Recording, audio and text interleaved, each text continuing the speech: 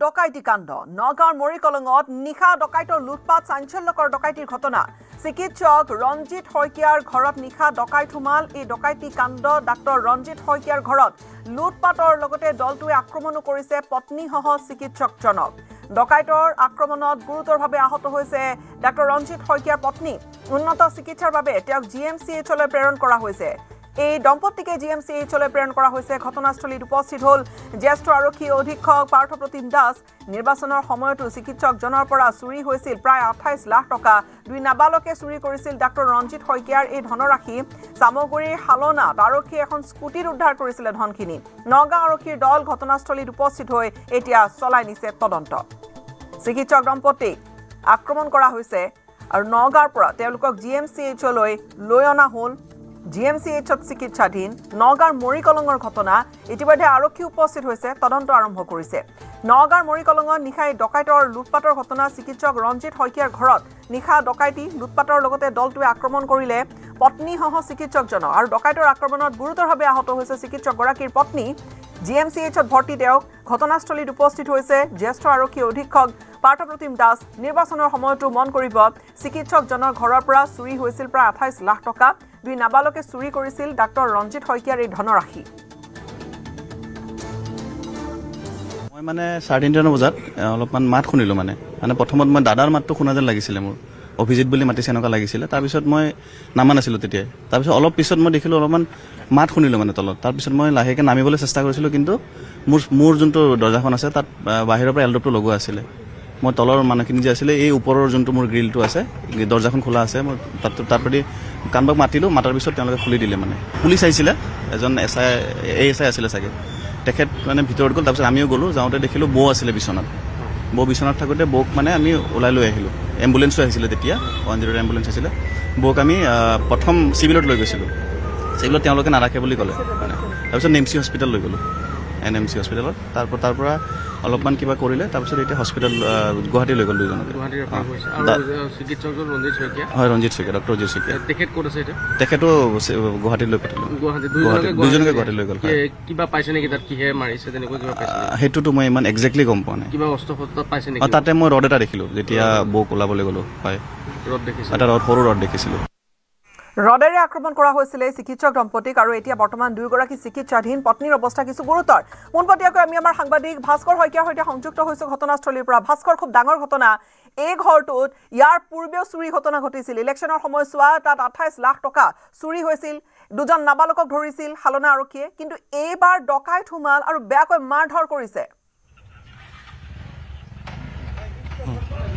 হয় গীতাশ্ৰী আচলতে পুৱাই নগাঁও চহৰত এক চাঞ্চল্যকৰ ঘটনা সংঘটিত হৈছে নগাঁও চহৰৰ মৰিকলঙৰ 36 নং ৰাষ্ট্ৰীয় ঘাইপথৰ কাষতে যি ঘৰ চিকিৎসক ডক্টৰ ৰঞ্জিত শইকীয়াৰ বাসগৃহত আচলতে প্ৰায় 3:40 মান বজাত এক 6-7 জনীয়া ডকাইতি ঘটনা সংঘটিত কৰিছিল আৰু ইয়াৰ লগতে ৰঞ্জিত শইকীয়া আৰু তেওঁৰ পত্নীক আচলতে নিৰ্মমভাৱে ৰডৰে প্ৰহাৰ কৰিছিল আৰু যাৰ ফলত বৰ্তমান দুয়ো গুৰুতৰভাৱে আহত আৰু বৰ্তমানেও সংজ্ঞা ঘূৰি অহা নাই চিকিৎসক পত্নীগৰাকী আৰু বৰ্তমান তেওঁলোকক গুৱাহাটীলৈ প্ৰেৰণ কৰা হৈছে কিন্তু আটাইতকৈ চাঞ্চল্যকৰ ঘটনা যে 6-7 জনীয়া এই যি ডকাইতৰ দলটোৱে আহি আক্ৰমণ কৰিছিল সমগ্ৰ ঘৰ লণ্ডভণ্ড কৰি তুলিছিল আৰু প্ৰায় 3:40 মান বজাত ৰঞ্জিত শইকীয়া নিজৰ বাসগৃহৰ পৰা ওলাই গৈছিল তেজৰে লুটৰি পুটৰি হৈ তাৰপিছত কাষৰ এঘৰৰ বাসগৃহত তেওঁ উপস্থিত হৈছিল আৰু উপস্থিত হৈ কৈছিল যে আমাক বচোৱা আমাক এনেকৈ ডকাইতে আক্ৰমণ কৰিছে তেনেদৰে আক্ৰমণ কৰিছে আৰু তাৰপিছত তেওঁলোক আহিছিল আহি পেলাই চিকিৎসকগৰাকীক প্ৰথমে চিকিৎসালয়লৈ আছে সম্ভৱতঃ যদি ভাষ্য ল'ব পাৰে আপুনি ভাস্কৰ স্থানীয় ৰাইজ আছে কি হৈছিল আচলতে ঘটনাটো কওক আমি শুই আছোঁ আমি গম নাপাওঁ আমাৰ খুৰাহঁতৰ ঘৰলৈ গৈছে সি ৰঞ্জিত শইকীয়া ডক্টৰ ৰঞ্জিত শইকীয়া গোটেই তেজেৰে লুটুৰি পুটুৰি যে ডকাইতে মাৰি পেলাইছে মোৰ ৱাইফকো মাৰি পেলালে মৰি গ'ল মোক বচা তাৰপিছত তেওঁলোকে লৈ আহি তেওঁক আহি পেলাই এইখিনিতে বহাইছে এইখন বাৰাণ্ডাতে বহাই লগে লগে কৈছে মোক প্ৰথমে লৈ যা আমি মাইকী মানুহ গোটেইখিনি আহিছোঁ তাৰপিছত তাক গাড়ী দি পেলাই লৈ গৈছে খুৰাৰ ল'ৰা তিনিজনে লৈ গৈ তাক থ'লে তাৰপিছত ঘৈণীয়েকক এম্বুলেঞ্চ লৈ আহিছে ঘৈণীয়েকক লৈ গৈছে কিমান সময় ঘটনা আছিল এইটো আমি গম পাওঁতে 3:15-20 মান হৈছে নেকি তেনেকুৱা হ'ব তাৰ আগতেও হ'ব পাৰে আমি সেইটো সঠিকটো নাজানো তেওঁলোকৰ এটা সন্তানো আছে সন্তানটো এতিয়া বাইকৰ ঘৰত আছে হয় তেওঁৰ কোনো ক্ষতি হোৱা নাই কাৰ সন্তানটো একো হোৱা নাই আৰু যিহেতু ঘৰৰ ভিতৰত ডকাইতে তাণ্ডৱ চলাইছিল 6-7জনীয়া দলে ঘৰৰ অৱস্থা কেনেকুৱা কৰি থৈ গৈছিল বুলি কৈছিলে মই সেইটো খালি কৈছে মাইনাক মাৰি পেলালে বেগা তহঁত চিকিৎসকজনৰ অৱস্থা কেনেকুৱা আছিল গোটেই আপোনাৰ তেজেৰে লুতুৰি পুতুৰি গামোচা এখন লৈ এনেকে গৈছে এইফালে তেজ আপোনাৰ গোটেই বডিত তেজ আৰু সি খোজে কাঢ়িব নোৱাৰে ধৰি আনিছে খুৰা ল'ৰাকেইটাই আৰক্ষী থানাৰ 500 মিটাৰ নিলগত হয় কিন্তু আহিছে প্ৰথমে 2জন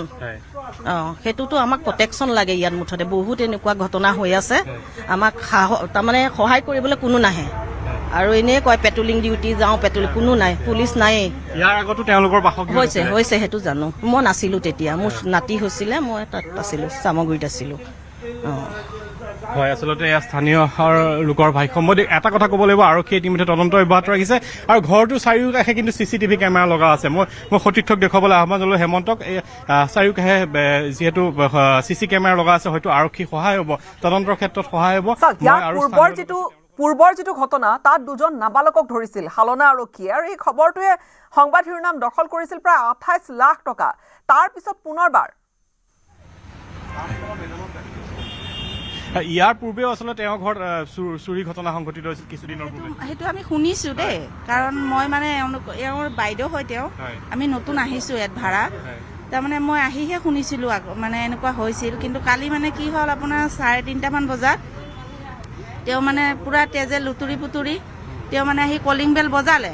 বজোৱাৰ পিছত আমি নতুন আমি সেইকাৰণে দৰ্জা নুখুলিলোঁ তেতিয়া তেওঁ কাষৰ মানুহ ঘৰত যাই মানে বচাক তেতিয়া আমি দৰ্জা খুলি চোৱালৈ মানে গাড়ী চাবি তাবি খুলি বাইকৰ গাড়ীখন দি তেওঁক মানে হস্পিটেল পঠোৱা হৈছে আৰু পত্নী কেনেকুৱা আছিল পত্নী আপোনাৰ বিচনাত মানে মূৰত ৰদেদি কোবোৱা হৈছিলতো পত্নী মানে বহুত চিৰিয়াছ তেতিয়াই আমি সেইখিনি দেখিছোঁ আৰু এনেধৰণৰ ঘটনা আগতো ইয়াত হৈছিলে এনেকুৱা ছাৰ মইতো এতিয়া গম নাপাওঁ আমি নতুন আহিছোঁ এতিয়া মানে আমি নিজকে ভয় খাইছোঁ আৰু ইয়াত ভয় খাইছে তেওঁলোকৰ ঘৰৰ কাষৰ ঘৰটোত আচলতে এই ধৰণৰ ঘটনা এটা ঘটি গৈছে আৰক্ষীৰ ভাষ্য কি ভাস্কৰ চাওক এটা কথা ক'ব লাগিব মই কৈছোঁ পুনৰাই যে মাত্ৰ 500 মিটাৰ নিলগত আৰক্ষী মৰিকলং পহৰা আৰক্ষী চকী কিন্তু সেই 500 মিটাৰ নিলগত থকাৰ পিছতো আৰক্ষী চকীৰ ওচৰতে এই ঘটনা আচলতে সংঘটিত হৈছে যি ঘটনা এতিয়া সমগ্ৰ নগাঁৱত চাঞ্চল্যৰ সৃষ্টি কৰিছে আৰক্ষীয়ে বৰ্তমান তদন্ত অব্যাহত ৰাখিছে বুলি আমি জানিব পাৰিছোঁ আৰু যিহেতু মই কৈছোঁ যে সমগ্ৰ বাসগৃহটোত CCTV কেমেৰা আছিলে আৰু হয়তো তাত আৰক্ষী সহায় হ'ব মই আৰু স্থানীয় ব্যক্তি আছে তেওঁলোকৰ লগতো এবাৰ কথা পাতিব বিচাৰিম দাদা যি ঘটনা সংঘটিত হ'ল আচলতে সকলোকে কঁপাই তুলিছে দুগৰাকী ব্যক্তিক ৰদৰে প্ৰহাৰ কৰিলে হয় মই আচলতে ৰাতিপুৱা সময়তহে ঘটনাটো শুনা পাইছোঁ ৰাতি শুনা পোৱা নাছিলোঁ কিন্তু এইটো ঘটনাটো যিটো হৈছে এইটো ইমান ৰাস্তাৰ কাষত এটা চিন্তনীয় বিষয় হৈ পৰিছে যে এনেকুৱা ছিকিউৰিটিটো এনেকৈ হ'লেতো ৰাইজৰ কাৰণে বহুত সমস্যা হ'ব গতিকে অকণ ভালকৈ চাবৰ কাৰণে অনুৰোধ জনাইছোঁ প্ৰশাসনকো এনে ঘটনা তেওঁৰ ঘৰত পূৰ্বেও হৈছে আচলতে হয় পূৰ্বেও এবাৰ তেনেকুৱা সংঘটিত হৈছিলে তেখেতলোকৰ তেতিয়া মানুহ নাছিল বুলি গম পাইছিলোঁ সেই মুহূৰ্ততে তেখেতলোকৰ কিছু ধন পাইছে বুলি ওলাইছিলে কিন্তু সঠিকভাৱে কি হৈছে নাজানো তেনেকুৱা কথাটো ওলাইছিলে হয় কিন্তু বৰ্তমানতো এতিয়া 2জনৰ অৱস্থা অলপ সংকটজনক বুলি গম পাই আছোঁ আপুনি তেওঁলোকক পাইছিলহি নেকি সেই সময়ত নাই মই পোৱাহি নাই মই ৰাতিপুৱা সময়তহে গম পাওঁ তেতিয়ালৈকে তেওঁলোকক গুৱাহাটী ৰেফাৰ কৰিছে বুলি শুনা পালোঁ সেই যিখিনি আক্ৰমণ হৈছিলে শিশু আছে তেওঁলোকৰ নে কিশোৰ সন্তান তেওঁলোকৰ সন্তান ক'ত আছিল কিয়নো ঘৰত 3জন ব্যক্তি আছিল নে তাৰ বাহিৰেও আৰু কোনোবা লোক আছিল ভাস্কৰ কেনেধৰণৰ কি ওলায় সেই কথাটো পিছতহে গম পোৱা যাব চাগে চাওক এটা কথা ক'ব লাগিব যে যিহেতু ঘৰটোত তেওঁলোকৰ পৰিয়ালৰ 3জন আছিল তাৰ লগতে ওপৰৰ যিটো ঘৰ আছিলে বাসগৃহ ওপৰৰ এটা ৰুমত ভাড়াতীয়া এগৰাকী যুৱক আছিল আৰু এটা কথা ক'ব লাগিব যে সেই যুৱকজনক আচলতে যি ডকাইতি দল আহিছিল সেই যুৱকজনৰ ঘৰ বাহিৰৰ পৰা খিলি মাৰি লৈছিলে আৰু যুৱকজনক ওলাব পৰা অৱস্থা হোৱা নাছিল যুৱকজনে চিঞৰ বাখৰ শুনিছিলে প্ৰায় 3:30 বজাত কিন্তু তেওঁ ওলাই আহিব পৰা নাছিলে পৰৱৰ্তী সময়ত যেতিয়া এই ঘটনা সাম কাটিছিলে আচলতে ডকাইতি কৰি ৰদৰে প্ৰহাৰ কৰি গৈছিল 2জনকে তাৰ পিছতে তেওঁ ওলাই আহিব পাৰিছিল আচলতে 4জনকে ব্যক্তি থাকিব লগা বুলি ক'ব লাগিব এই ঘৰখনত যিহেতু এগৰাকী ভাড়াতীয়া যুৱকো আছিল আৰু আটাইতকৈ ডাঙৰ কথাটো হৈছে অকল লুটপাতেই নহয় লুটপাত কৰাৰ লগতে নিৰ্মমভাৱে প্ৰহাৰ কৰিছিল আৰু যিগৰাকী চিকিৎসক ৰঞ্জিত শইকীয়া তেওঁ ডকাইতৰ দলটোক কৈছিলে যে যি লাগে আমাৰ পৰা লৈ যাওক কিন্তু আমাক মাৰপিট নকৰিব কিন্তু তাৰ তদ্ৰুপও আচলতে খুব বেয়াকে মাৰ ধৰ কৰিছিল, ৰদেৰে প্ৰহাৰ কৰিছিল, যাৰ ফলত আচলতে যিগৰাকী পত্নী বৰ্তমানেও সংজ্ঞা তেওঁ ঘূৰি অহা নাই। আমি জানিব পৰা মতে এতিয়ালৈকে সংজ্ঞা ঘূৰি অহা নাই। সম্ভৱতঃ ফৰেন্সিকৰ টিম আহিছে আৰু ঘৰটো সম্ভৱতঃ বৰ্তমান ফৰেন্সিকৰ টিমে তেওঁলোকে তন্নতন্নকৈ চেম্পল বা তাত যি আছে তথ্য প্ৰমাণবোৰ গোটাব। সন্তান তেওঁলোকৰ ক'ত আছিল, কিবা জানিব পাৰিছে? কিমান ডাঙৰ সন্তান? সন্তান এটা শিশু আছিলে, শিশুটো সেই সময়ত শুই আছিল বুলি জানিব পাৰিছোঁ। কিন্তু বৰ্তমান তেওঁলোকৰ কাষৰ ঘৰতে যিহেতু পেহীয়েকৰ ঘৰ, ৰঞ্জিত শইকীয়াৰ বায়েকৰ ঘৰ, ডক্টৰ ৰঞ্জিত শইকীয়াৰ বায়েকৰ ঘৰ, আৰু বৰ্তমান বায়েকৰ ঘৰত শিশুটো সুকলমে আছে বুলি আমি জানিব পাৰিছোঁ। কিন্তু শিশুটোৰ কোনো ধৰণৰ ক্ষয়ক্ষতি হোৱা নাই। মই দেখুৱাইছোঁ বাসগৃহ পৰিৱেশ, যিহেতু বৰ্তমান আৰক্ষী তদন্ত ক্ষিপ্ৰগতিত চলি আছে। আৰু মই আকৌ উল্লেখ কৰিছোঁ যে সমগ্ৰ ঘৰটোত CCTV সংলগ্ন হৈ আছে আৰু CCTVৰ পৰা যথেষ্ট আৰক্ষী সহায় হ'ব। আৰু এয়া যি পৰিৱেশ, সেই পৰিৱেশ মই দেখুৱাই গৈছোঁ। এনেদৰে বৰ্তমান মৰিকলং ৩৬ নং ৰাষ্ট্ৰীয় ঘাইপথৰ কাষতে যিটো ডক্টৰ ৰঞ্জিত শইকীয়াৰ বাসগৃহ, সেই বাসগৃহতে ডকাইতৰ দলে চলালে আচলতে তাণ্ডৱ। আৰু সেই ডকাইতৰ তাণ্ডৱত বৰ্তমান দুগৰাকী ব্যক্তি, ডক্টৰ ৰঞ্জিত শইকীয়া আৰু তেওঁৰ পত্নী বৰ্তমান সংকটজনক অৱস্থাত চিকিৎসাধীন হৈ আছে আৰু আৰক্ষীয়ে বৰ্তমানে তদন্ত চলাই আছে। আৰু ইয়াৰ যি পৰিৱেশ, সেই পৰিৱেশ মই বৰ্তমান দেখুৱাই গৈছোঁ। এনেদৰে বৰ্তমান এই ঘৰটোত এতিয়া আৰক্ষী চাঞ্চল্যকৰ বিষয় আচলতে ভাস্কৰ আপুনি উল্লেখ কৰিছে যে 500 মিটাৰমান আঁতৰত থানাখন আছে, আৰক্ষী থাকে তাত। তাৰ পিছতো মৰ হ্ৰাস কৰিছে ডকাইতৰ দলে। আৰু অঞ্চলখিনি চাই আমি অনুমান কৰিব পাৰিছোঁ ষ্টুডিঅ'ৰ পৰাই যে তাত ইঘৰ সিঘৰ গাতে লগালগিকৈ ঘৰবোৰ আছে। অৰ্থাৎ এটা ঘৰত ডকাইত সোমাইছে আৰু মৰ হ্ৰাস চাওক যে কোনোবা নিশা ওলাই আহিব পাৰে বা ডকাইত ধৰা পৰিব পাৰে। কিন্তু তাত আচলতে টাৰ্গেট কৰি লোৱা হ'ল আৰু এই খুব কম সময়ৰ ভিতৰতে সম্ভৱতঃ এই মাৰ ধৰ কৰি তাৰপিছত তেওঁলোক এই ডকাইতৰ দলে লুটপাট চলালে। হয়, গীতাশ্ৰী, হয়তো খুব বেছি যদি সময় লৈছে বা 20 মিনিট 25 মিনিটৰ ভিতৰতে ঘটনা সংঘটিত কৰিছিল আৰু ঘটনা সংঘটিত কৰি ডকাইতৰ দলটোৱে পলায়ন কৰিছিলে। আৰু তাৰ পিছতে যিগৰাকী চিকিৎসকগৰাকী আচলতে তেজেৰে লুতুৰি পুতুৰি হৈ কাষৰ যিগৰাকী বাসগৃহ, কাষৰ যিটো বাসগৃহ তাত গৈ উপস্থিত হৈছিলগৈ, কলিং বেল বজাইছিল যে আমাক বচাওক, মোৰ পত্নী ইতিমধ্যে হয়তো মৃত্যু ঘটিছে, আমাক বচাওক, আমাক ইয়াৰ পৰা উদ্ধাৰ কৰক। তেনেধৰণৰ এক ঘটনা সংঘটিত হৈছিল। কিন্তু আপুনি এটা কথা উল্লেখ কৰিছে যে চাওক, মই মোৰ সতীৰ্থক দেখুৱাবলৈ আহ্বান জনালোঁ, কাষতে আচলতে বিভিন্ন ধৰণৰ ঘৰ আছে। এয়া আছে তেওঁলোকৰ যিহেতু ডক্টৰ ৰঞ্জিত শইকীয়া বায়েকৰ ঘৰ, আৰু তাৰ লগতে কাষতে সমগ্ৰ অঞ্চলতে ঘৰ আছে, লগালগি ঘৰ। কিন্তু তাৰ পিছতো, আৰু এইটো হৈছে ৩৬ নম্বৰ ৰাষ্ট্ৰীয় ঘাইপথ, এই ঘাইপথেৰে নিতৌ ৰাতি হ'লেও যান বাহন অহা যোৱা কৰি থাকে। তাৰ পিছতো এনেধৰণৰ যি ঘটনা সংঘটিত হ'ল, সেই ঘটনাই আচলতে চাঞ্চল্যৰ সৃষ্টি কৰিছে। আৰু আৰক্ষী পেট্ৰলিং ইয়াত চলিব লাগে আচলতে, যিহেতু 500 মিটাৰ নিলগতে যিহেতু আৰক্ষী থানা। আৰু তাৰ লগে লগে ক'ব লাগিব যে মাত্ৰ কিছুদিন পূৰ্বে এই ঘৰটোত যিহেতু চুৰি কাণ্ড সংঘটিত হৈছিল, তাৰপিছত আৰক্ষীয়ে কিয় চকু নিদিলে? এই ক্ষেত্ৰত আৰক্ষীৰ ওপৰতো কিছু প্ৰশ্ন আহি পৰে। কিন্তু যি ঘটনাই বৰ্তমান মই পুনৰবাৰ কৈছোঁ আচলতে চাঞ্চল্যৰ সৃষ্টি কৰিছে। নিৰ্মমভাৱে ৰদৰে প্ৰহাৰ কৰিলে দুগৰাকী ডক্টৰ আৰু তেখেতৰ পত্নী। ওচৰ চুবুৰীয়া যদি কোনোবা ব্যক্তি আছে ভাস্কৰ, পুনৰবাৰ তেওঁলোকৰ পৰা জানিবলৈ যত্ন কৰক। তাত আচলতে তেওঁলোক সাধাৰণতে হয়তো ডকাইতৰ দলে দীৰ্ঘদিনৰ পৰা তেওঁলোকক লক্ষ্য কৰি আছিল বা তেনেকৈ কোন সময়ত তাত আহি এই ডকাইতি কাণ্ড কৰিব, হয়তো ইতিমধ্যে গোটেই সেই অঞ্চলটো চাই চিতি, কিয়নো চাওক কিমান লগালগিকৈ ঘৰবোৰ আছে, তাৰ মাজতো ঘটনা। প্ৰায় 7-8জনীয়া ডকাইতৰ দল এটা তেখেতৰ ঘৰত প্ৰৱেশ কৰিছে বুলি শুনা পাইছোঁ, কাষৰ মানুহে ক'লে। আৰু প্ৰৱেশ কৰি 2জনকে গুৰুতৰভাৱে আঘাত কৰি পেলাই ৰদেৰে মাৰিছে বুলি শুনা পালোঁ। মই ঠিক পোৱাহি নাছিলোঁ সেই সময়ত, কিন্তু ৰদেৰে মাৰি পেলাই খুব গুৰুতৰভাৱে আঘাত কৰিছে আৰু বৰ্তমান তেখেতলোকক গুৱাহাটীলৈ ৰেফাৰ কৰিছে। তেওঁলোকৰ অৱস্থা কেনেকুৱা গম পাইছে নেকি? মহিলাগৰাকী অকণ সংকটজনক বুলি শুনা পালোঁ। আৰু যি চিকিৎসকগৰাকীয়ে কথা বতৰা কৈ আছে, তেওঁলোকৰ এটা পুত্ৰ সন্তান, হয়, তেওঁ আছে বৰ্তমান। তেওঁ সৰু 7 বছৰীয়া 8 বছৰীয়া এজন পুত্ৰ সন্তান তেওঁ আছে বৰ্তমান, কিন্তু তেওঁ বিশেষ একো ক'বলৈ পৰা নাই মই জানো। কোনো অপকাৰ কৰা নাছিলে? তেওঁ অপকাৰ কৰা নাছিল, তেওঁক হয়তো দেখা পোৱা নাছিল নে কি সেইটো গম নাপাওঁ। কিন্তু তেওঁ বিচনাত আছিল বুলি শুই আছিলে ল'ৰাজন, তেনেকে গম পালোঁ। হয়, এনেই স্পটত আহি পেলাই প্ৰায় 4মান বজাত আহি পেলাই একদম কাষৰ মানুহে আহি তেওঁলোকক হস্পিটেললৈ লৈ গৈছিল, পুলিচো প্ৰশাসন আহি পাইছিলহি।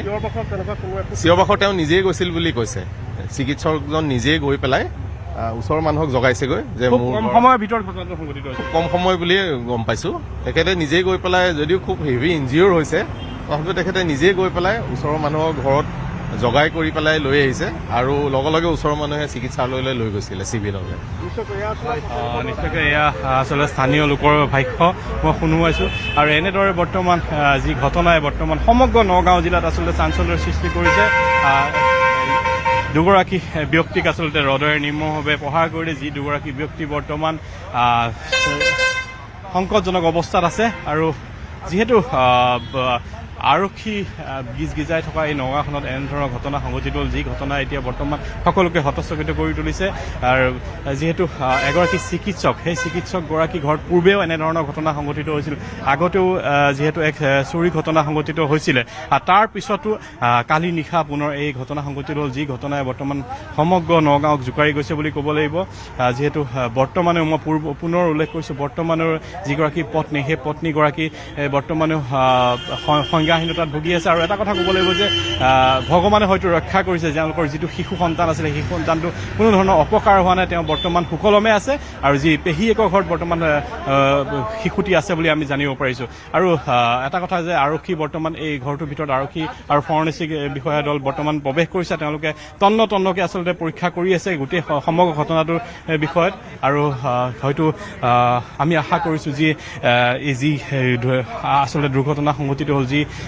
ডকাইতি ঘটনা সংঘটিত হ'ল, ডকাইতি ঘটনাৰ শীঘ্ৰে তদন্ত হওক। আৰু যি দুজন ব্যক্তি বৰ্তমান সংকটজনক অৱস্থাত আছে, তেওঁলোকো আৰোগ্য হৈ উঠক। আচলতে এয়াই হৈছে পৰিৱেশ এই মুৰিকলং নগাঁও চহৰৰ মুৰিকলঙৰ যি ৰঞ্জিত শইকীয়া বাসগৃহৰ। আৰু যি ঘটনাই বৰ্তমান সমগ্ৰ নগাঁৱত চাঞ্চল্যৰ সৃষ্টি কৰিছে। এই ঘটনাৰ পিছতে ওচৰ চুবুৰীয়া আচলতে ভয়ত ম্ৰিয়মান হৈ পৰিছে, যিহেতু দুগৰাকী ব্যক্তিক ধন সম্পত্তি লুটি নিয়াৰ লগতে ৰদেৰে প্ৰহাৰ কৰিছিল। আচলতে ৰদেৰে প্ৰহাৰ কৰাৰ পিছত তেওঁলোকক যিহেতু পত্নীগৰাকী বৰ্তমানে সংজ্ঞা কৰি অহা নাই আৰু বৰ্তমান চিকিৎসাধীন হৈছে। আৰু যিগৰাকী ব্যক্তি আছিলে চিকিৎসকগৰাকীক তেওঁৰ যিহেতু মূৰদি তেজেৰে লুটুৰি পুটুৰি হৈছে, তেজেৰে লুটুৰি পুটুৰি হৈ তেওঁ আচলতে দৌৰি গৈছিল কাষৰ যিহৰ বাসগৃহত খবৰ দিবলৈ আমাক বচাওক। আৰু তেনে এক অৱস্থাৰ সৃষ্টি হৈছিল আচলতে। আৰু আমি জানিব মতে ঘৰৰ ভিতৰৰ পৰা সকলো ধৰণৰ সামগ্ৰী লুটি নিছে। আৰু যিহেতু যিগৰাকী ভাড়াতীয়া, এই ওপৰত যিগৰাকী ভাড়াতীয়া আছিল, সেই ভাড়াতীয়াগৰাকী বাসগৃহৰ যিখন দৰ্জা আছিল, দৰ্জাৰ খিলিটো বাহিৰৰ পৰা মাৰি লৈছিল আচলতে ডকাইতৰ দলটোৱে, যাতে যুৱকজন ওলাই আহিব নোৱাৰে। যুৱকজনে চিঞৰ বাখৰ শুনিছিলে, প্ৰথম অৱস্থাত যুৱকজনে চিঞৰ বাখৰ শুনিছিল, কিন্তু শুনাৰ পিছতো তেওঁ ওলাই আহিব পৰা নাছিল। আৰু যাৰ পৰিপ্ৰেক্ষিতত এনেধৰণৰ ঘটনা সংঘটিত হ'ল খুব কম সময়ৰ ভিতৰত। আজি স্থানীয় ৰাইজে কৈছে খুব কম সময়ৰ ভিতৰত এই ঘটনা সংঘটিত হৈছে,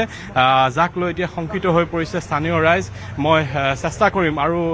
আচলতে ৰাইজ আছে তেওঁলোকৰ লগতো কথা পাতিবলৈ চেষ্টা কৰিম, যিহেতু এনেধৰণৰ ঘটনাই বৰ্তমান সমগ্ৰ নগাঁওবাসীক শংকিত কৰিছে। স্থানীয় ৰাইজ হিচাপে কি ক'ব এই যি ঘটনা সংঘটিত হ'ল? অতি দুৰ্ভাগ্যজনক ঘটনা। আজি কিছুদিন আগত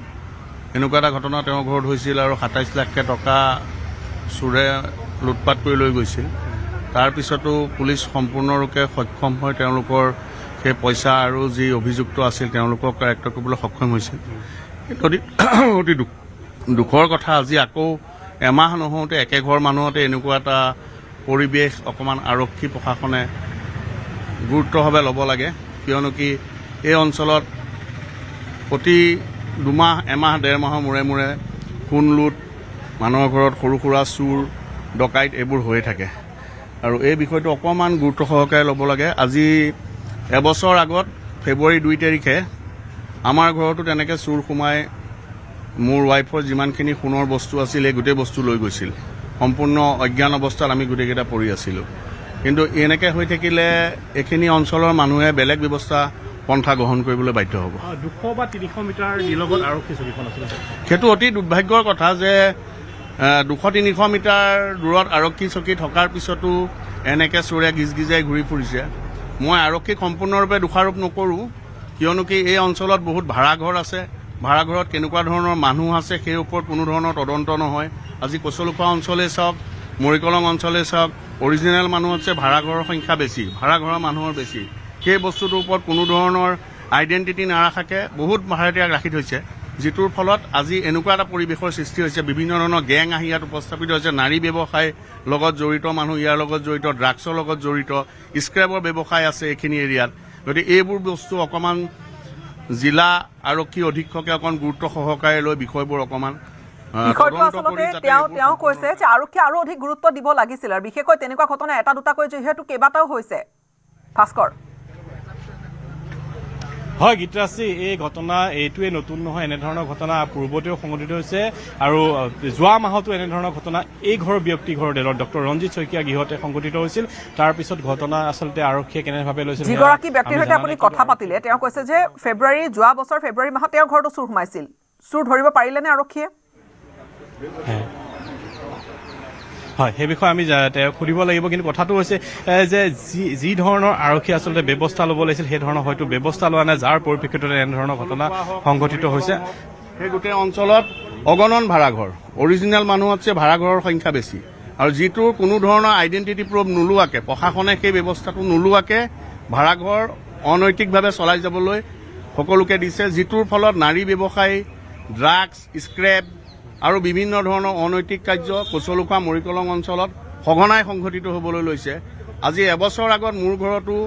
সোণৰ আ অলংকাৰ লৈ চুৰ উধাও হৈছিল আমাক অচেতন কৰি সেই বিষয়তো পুলিচে কোনো ধৰণৰ ব্যৱস্থা গ্ৰহণ কৰিব গৈছিল যদিও সক্ষম নহ'ল বৰ্তমান আপুনি সেই গহনা ঘূৰাই পালে নেকি নাই সেয়া পোৱা নাই এটা পিছত এটা ঘটনা ঘটি তদন্ত কোনো ধৰণৰ হেৰি নহ'ল তদন্ত মানে পুলিচৰ ফালৰ পৰা তদন্ত কৰিলে কিছুমান বস্তু যিহেতু পুলিচো এটা সীমাৰেখাৰ ভিতৰতে থাকে তেওঁলোকে তাৰ ওপৰত ইনফৰমেশ্যন তেওঁলোকৰ হাততো নোলাল যিটো কাৰণে নোলাল বাৰু সেইটোত ইমান দুখ প্ৰকাশ কৰিবলগীয়া কথা নহয় সেইটো সময়ত আমাক অজ্ঞান কৰি লৈছিলে কাৰণ আমাৰ ঘৰত সেইটো সময়ত ওচৰে পাজৰে মানুহৰ চিচি ফুটেজো চোৱা হৈছিল কোনো ধৰণৰ ক্লু পোৱা নগ'ল চিচিটিভিটো সম্পূৰ্ণৰূপে সুৰক্ষিত নহয় আজিকালি চিচিটিভি ভাঙি পেলাই চিচিটিভি আপোনাৰ ঢাকি লয় মুখত কাপোৰ মাৰি আহে আৰু চিচিটিভি ভিজিবিলিটিটোৰ ওপৰতো সন্দেহজনক স্থিতি থাকে কিয়নো কি সম্পূৰ্ণৰূপে ভিজিবল নহয় আৰু যিটো সময়ত হয় সেইটো সময়ত ৰাতিপুৱাৰ সময়ত পোহৰৰ অভাৱ থাকে আৰু যিটো কাৰণে সম্পূৰ্ণৰূপে বস্তুখিনি ধৰা পৰা নাযায় কিন্তু জিলা প্ৰশাসনক এটাই অনুৰোধ জনাইছোঁ এই গোটেই অঞ্চলত থকা যিবোৰ ভাড়াতীয়া মানুহ আছে তেওঁলোকৰ সম্পূৰ্ণ এটা ডাটা বেছ বনাওক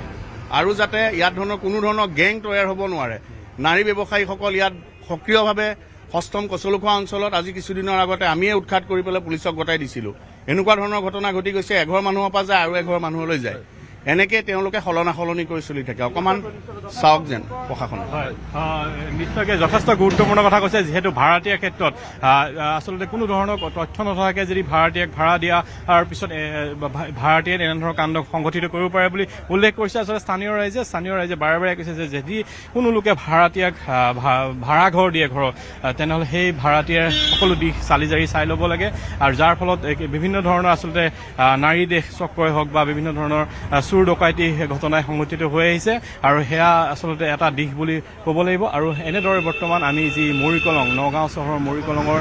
যি ৰঞ্জিত শইকীয়া বাসগৃহৰ পৰা আমি পোনপটীয়াকৈ সামগ্ৰিক পৰিৱেশ দেখুৱাইছোঁ আৰু যিহেতু আমি কৈছোঁৱে যে আৰক্ষীয়ে ইতিমধ্যে তদন্ত চলাইছে আৰু আমি আশা কৰিছোঁ আৰক্ষী তদন্ত ক্ষীপ্ৰতৰ হওক আৰু লগতে যি দুগৰাকী ব্যক্তি বৰ্তমান সংকটজনক অৱস্থাত চিকিৎসাধীন হৈ আছে তেওঁলোক শীঘ্ৰে আৰোগ্য হৈ উঠক আৰু এই যি ঘটনা আপডেট পাইছে নেকি যে পত্নী বৰ্তমান GMCHত তেওঁ চিকিৎসাধীন ৰঞ্জিত শইকীয়াৰ পত্নী তেওঁ শেহতীয়াকৈ কি আপডেট আছে বা তেওঁৰ স্বাস্থ্য কেনেকুৱা কিবা আপডেট আপুনি লাভ কৰিছে চাওক এতিয়ালৈকে আমি শেহতীয়াকৈ জানিব পৰা মতে তেওঁৰ পত্নী ডক্টৰ ৰঞ্জিত শইকীয়াৰ পত্নী বৰ্তমানলৈকে সংজ্ঞা ঘূৰি অহা নাই কিন্তু হয়তো চিকিৎসকে চেষ্টা চলাই আছে যিহেতু ইয়াত চিকিৎসকে পোনে পোনে ইয়াৰ পৰা গুৱাহাটীলৈ ৰেফাৰ কৰিছিল তেওঁ যথেষ্ট মূৰত আঘাত পাইছিল ৰডেৰে মূৰত তেওঁ প্ৰহাৰ কৰিছিল আৰু তেওঁ আঘাত পাইছিল আৰু সংজ্ঞাহীন হৈ পৰি ৰৈছিলে আৰু যিহেতু গুৱাহাটীলৈ নিয়া হৈছে প্ৰাৰম্ভিক পৰ্যায়ত বৰ্তমান চিকিৎসা চলি আছে বৰ্তমানলৈকে কোনো ধৰণৰ আমি খবৰ লাভ কৰা নাই আচলতে মাৰধৰ কৰিছিলে আৰু তাৰপিছতে লুটপাটৰ ঘটনা আৰক্ষীয়ে কিমান সোনকালে ডকাইতৰ গেঙক ধৰি উলিয়াবলৈ সক্ষম হয় সেয়া লক্ষণীয় হ'ব চিকিৎসক আৰু চিকিৎসকৰ ঘৰত এই ধৰণৰ এটা লুটপাটৰ ঘটনা সম্পূৰ্ণ অঞ্চলটোতে কিন্তু এতিয়া নিৰাপত্তাৰ বিষয়টো খুব গুৰুত্ব সহকাৰে ল'বলৈ আৰক্ষীক আহ্বান কৰিছে তাত থকা ওচৰ চুবুৰীয়া লোকসকলে ভাস্কৰ আমি পৰৱৰ্তী সময়ছোৱাত অধিক জানিম আপোনাৰ পৰা আৰক্ষীৰ টীম তাত ফৰেনচিকৰ দল যিহেতু উপস্থিত হৈছে আৰক্ষীয়ে কি কয় ডাঙৰ ঘটনা এটা আৰক্ষী কি কয় সেয়া লক্ষণীয় হ'ব